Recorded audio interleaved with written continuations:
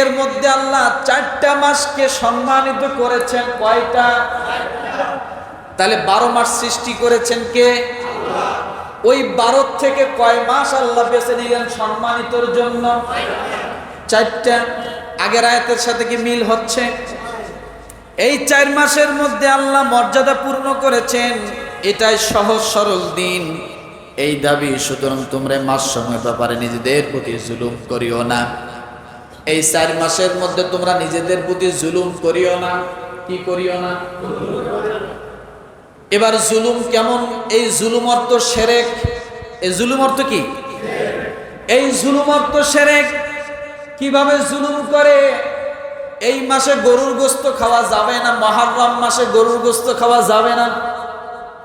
মুহররম মাসে বিয়ে শাদী করা যাবে না। এগুলো কি? কথা বলে, এগুলো কি? কিভাবে জুলুম করে দেখেন।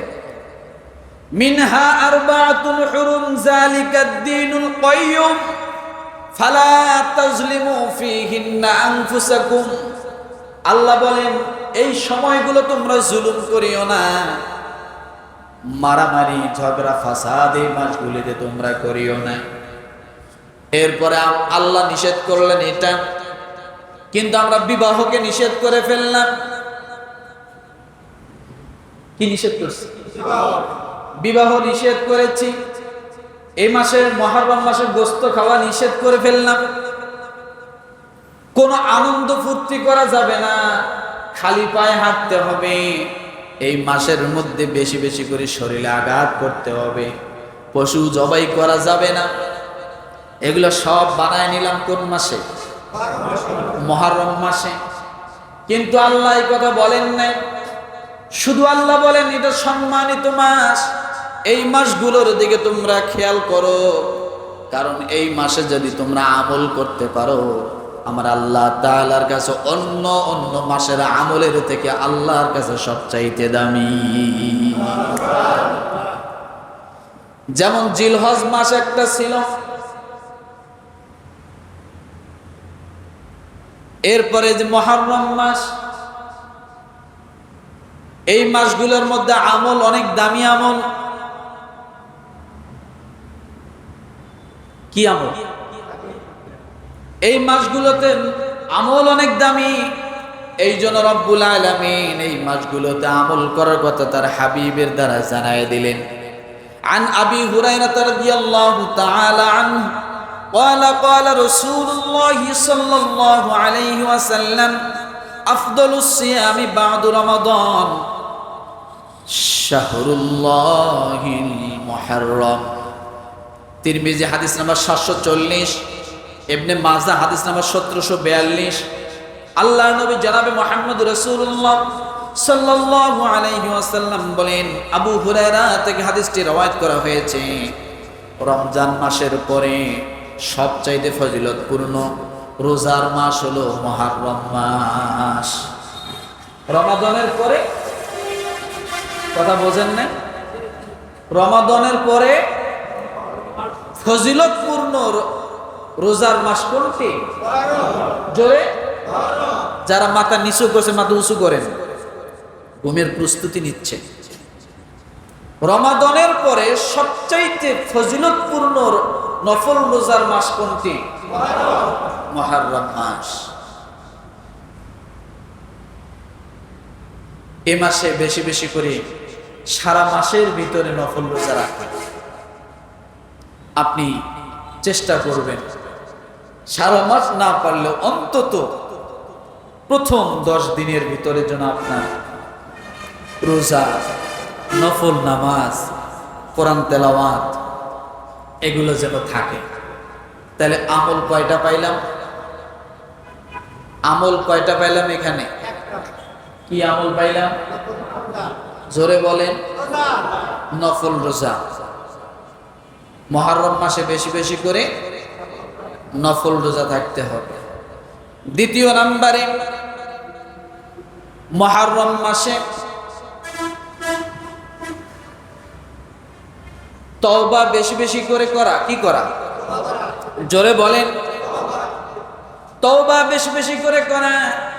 তিরমিজি হাদিস নাম্বার 741, সেখানে বলা হয়েছে আলী রাদিয়াল্লাহু তাআলা আনহু থেকে বর্ণিত, তিনি বলেছেন এক ব্যক্তি তাকে প্রশ্ন করল, রমাদান মাসের পর কোন মাসে রোজা রাখতে আপনি আমাকে আদেশ করেন?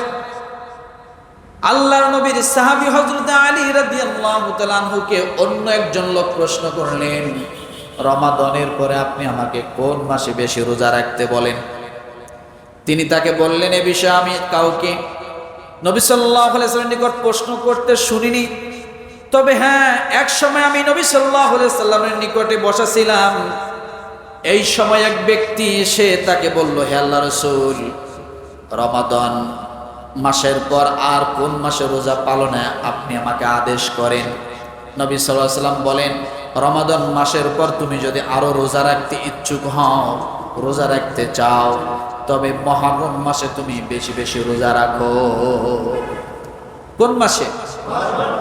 মুহররম মাসে বেশি বেশি রোজা রাখো।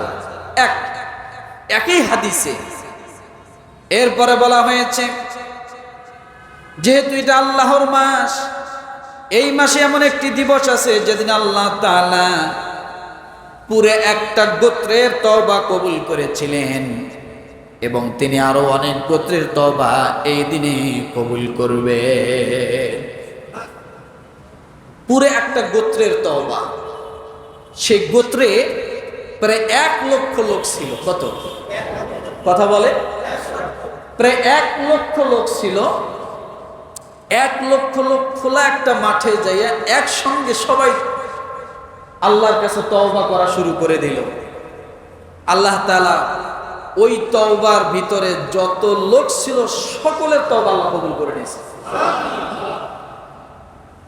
বর্ণনায় আসছে সেটা কোন সময়? হযরত ইউনূস আলাইহিস সালাম যখন জাতিকে বারবার কালেমার দাওয়াত দিচ্ছিলেন, জাতি বুঝলেন না, ইউনূস আলাইহিস সালাম চলে গেলেন, তাদেরকে ভয়ভীতির কথা বলে যে তোমাদের সামনে আযাব আসতেছে, তোমরা আমার কথা শুনতেছো না, আমি চলে গেলাম।